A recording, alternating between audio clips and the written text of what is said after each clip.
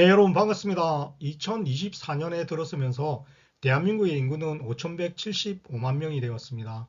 5,200만 명의 인구수도 어느덧 무너졌고 아직은 5천만 명이 넘는다고 하지만 인구가 급감하는 추세에 들어선 것은 사실인 것 같습니다. 새해 들어 인구 증가와는 직접적인 관련이 없는 것 같지만 여성에 대한 정책적 배려가 국가 또는 사회적 정책으로 있으면 좋겠다고 생각하는 기사가 있었습니다. 오늘의 내편TV에서는 여성분들의 편이 되어 이야기를 진행해 보고자 합니다. 생리대마저 구매가 부담스러운 환경이라는 제목으로 시작하겠습니다. 지난 1월 12일 질병관리청 국립보건연구원에서는 여성건강통계집 수치로 보는 여성건강 2023을 발간했습니다. 이 조사의 내용 중에 2020년 연령별 생리대 구매 부담률을 조사하였습니다. 성인 여성의 약 58.7%가 월경용품 구매에 있어서 매우 또는 약간의 부담을 느낀다고 답변했습니다.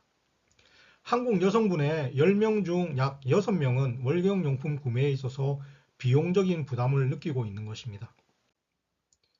연령대별 소득 수준별 건강과 관련한 통계를 살펴보면 만 19세에서 24세의 여성분이 77.4%가 그리고 25세에서 34세까지가 66.1%, 그리고 35세에서 44세 여성분이 43.5% 순으로 생리대 구매가 부담스럽다고 답변했습니다.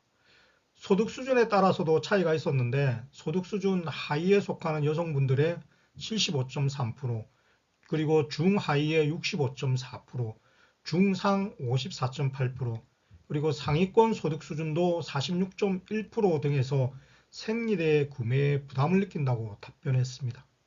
결론적으로 한국 여성의 10명 중 약 6명은 월경용품 구매에 부담을 느끼고 있습니다.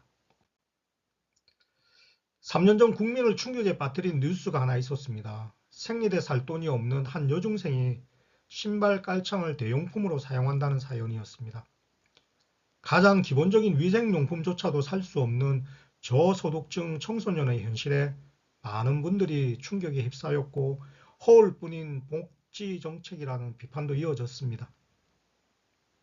그 정부는 그해 10월부터 저소득층 청소년을 대상으로 한 달에 1만 원 상당의 생리대를 지원하고 있습니다.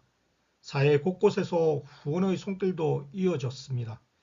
하지만 모두 일회성 조치로 우리의 기억 속에서 잊혀져 갔습니다. 이러한 황당한 복지의 사각지대와 세심하지 못한 여성 정책과 출산 정책이 또다시 발생하지 않게 하기 위해서는 지속적인 지원을 위한 법적 근거가 필요할 것입니다. 대한민국의 합계 출산율은 1명이 채 안 되는 0.78명 수준으로 2015년을 기점으로 매년 급감하고 있습니다. 그리고 OECD 국가 중에서도 출산율이 가장 낮습니다. 출산율이 급감하고 이에 따라 인구 절벽에 봉착하니 정부는 지속적인 출산 장려 정책을 내어놓고 있습니다. 2024년 출산 장려 정책으로는 둘째 이상 첫 만남 이용권을 증액하였고 육아 휴직 기간도 연장하였습니다. 그리고 가입력 검진비를 5 내지 10만 원 지원하고 있고 냉동 난자 이용 보조 생식술 지원을 해당 100만 원씩 최대 2회까지 지원하는 정책을 진행하고 있습니다. 또한 지자체에서도 인구 증가 출산 정책을 다양하게 각 지자체별로 내어놓고 있습니다. 그러나 다양한 출산 정책에도 불구하고 출산율이 늘어나지 않는 데는 분명히 알지 못하는 이유가 있을 것입니다. 여러 가지 보이지 않는 출산 기피 원인과 정책적 불만이 있을 것입니다.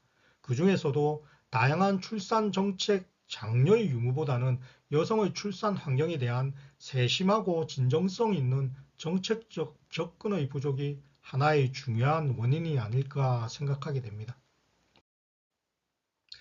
즉, 가임의 가장 소중한 신체적 신호이며 소중한 생리현상의 위생용품 구매에 부담을 느끼는 현실과 여성이 느끼는 출산 장려 정책의 진정성 없음이 가장 큰 보이지 않는 문제의 원인이라고 생각합니다. 모든 장려 정책의 근간에는 대상자의 마음을 헤아리는 세심함과 배려가 통할 때 그 정책은 효과를 발휘할 수 있고 동기가 유발되는 것입니다. 여성 정책과 출산 장려 정책 또한 대상자의 말 못하는 마음을 헤아리고 세심하게 배려할 때 정책적 반응이 있을 것입니다. 그 일환으로 이번 조사에 발표된 여성 위생용품 구매에 부담을 느끼는 마음을 헤아릴 필요가 있고 정책적 세심한 배려가 수반될 필요가 있습니다. 유류세 인하와 소주 등의 주류세 인하도 고마운 세제 정책입니다.